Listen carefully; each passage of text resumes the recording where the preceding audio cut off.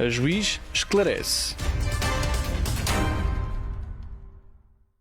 Vamos falar hoje do crédito compensatório pela contribuição do ex-cônjuge nos encargos da vida doméstica.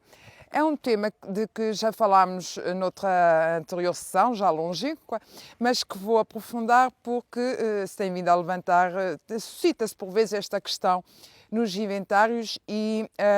carece de algum enquadramento e é necessário saber quais são os pressupostos, o conceito, a amplitude e a forma de exercer o direito.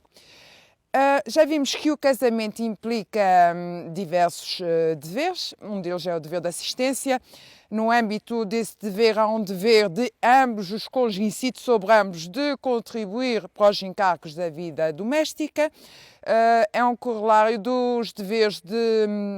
cooperação, de respeito, enfim, de cada um dos cônjuges contribuir e investir na relação matrimonial e nos respectivos encargos. Essa contribuição, como já vimos, poderá ser monetária ou não. Não tem de ser igual,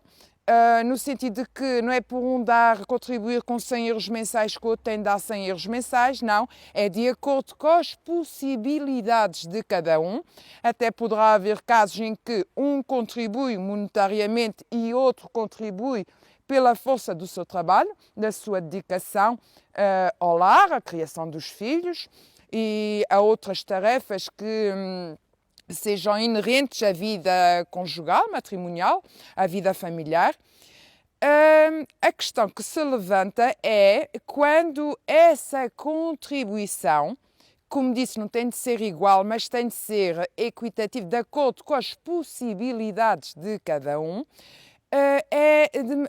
excessivamente pesada para um em relação ao outro. Vai dar-se o caso de, por exemplo, dois advogados, por exemplo, que casam e um deles acaba por reduzir o seu horário de trabalho, acaba por não se dedicar tanto à vida profissional para se dedicar ao lar e aos filhos, perde clientela, não investe informações porque dedica o pouco tempo de que dispõe para além dos seus afazeres profissionais que ainda vai mantendo, dedica, portanto, ao lar e aos filhos e o outro cônjuge, diversamente, aproveita esse contributo da esposa para poder ampliar o seu leque de conhecimentos, para desenvolver outras atividades paralelas, para ter formações, acabando ao fim e ao cabo, quando acontece o divórcio, verifica-se que a situação dos dois é totalmente diversa. Um conseguiu angariar clientela, ganhou nome, e a outra o outro quisesse exatamente a mesma profissão, estagnou na profissão, tem uma clientela reduzida, não beneficiou das mesmas formações e, portanto, a questão que se levanta a quando da dissolução do casamento é se houve ou não uma contribuição excessiva por parte de um em relação ao outro e se dessa contribuição excessiva para os encargos da vida comum resultou um prejuízo patrimonial grave para aquele que se sacrificou. Esse prejuízo patrimonial grave poderá ser, por exemplo, neste caso em que eu falei de dois advogados casados em que um investiu na vida familiar e outra na sua profissão, poderá ser a questão de saber se o rendimento, o padrão de vida que poderia ter se não tivesse contribuído excessivamente para a vida familiar seria diverso daquele que tem no momento de divórcio, porque precisamente investiu o seu tempo e os seus esforços em dar maior conforto dentro de casa, em dar educação aos filhos, enquanto que o outro aproveitou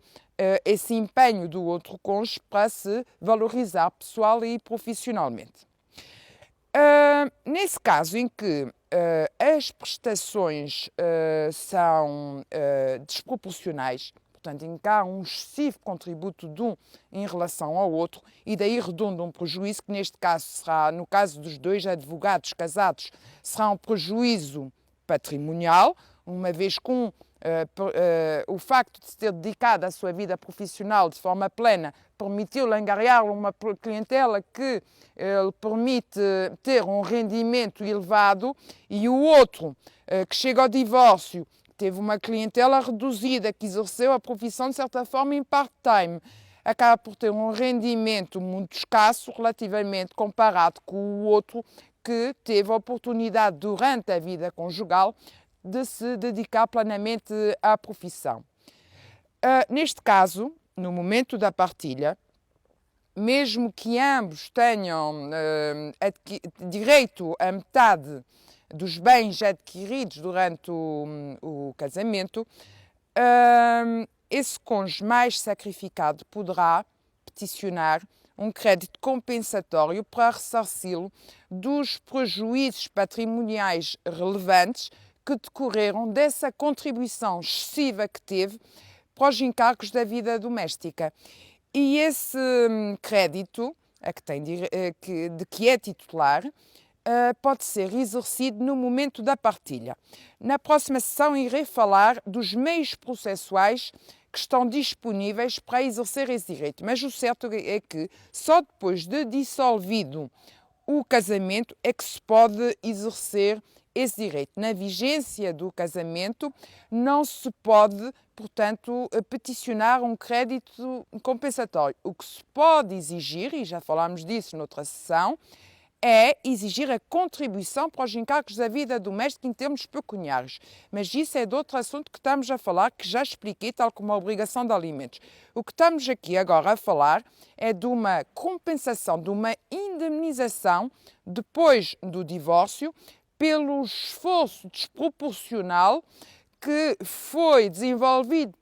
pelo sacrifício exagerado, excessivo, que foi desenvolvido por em prol da vida familiar e com prejuízo pessoal, patrimonial, grave para aquele que se sacrificou.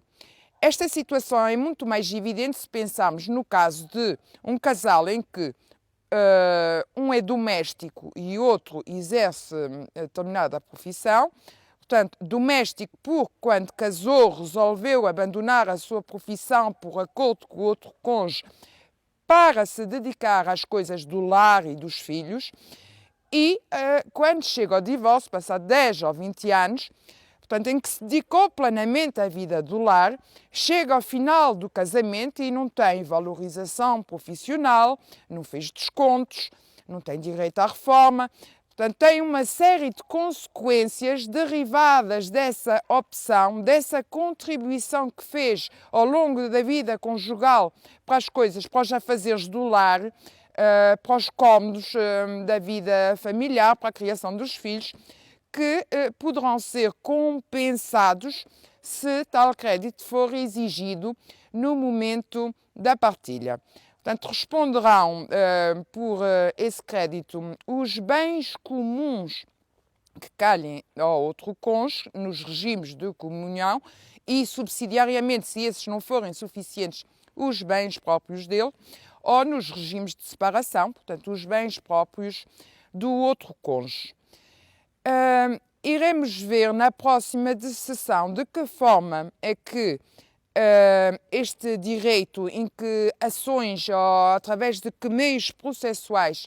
pode ser exercido esse direito, sendo certo que aqui quero focar, e volto a repetir, que só depois de decretado o divórcio é que este direito poderá ser exercido.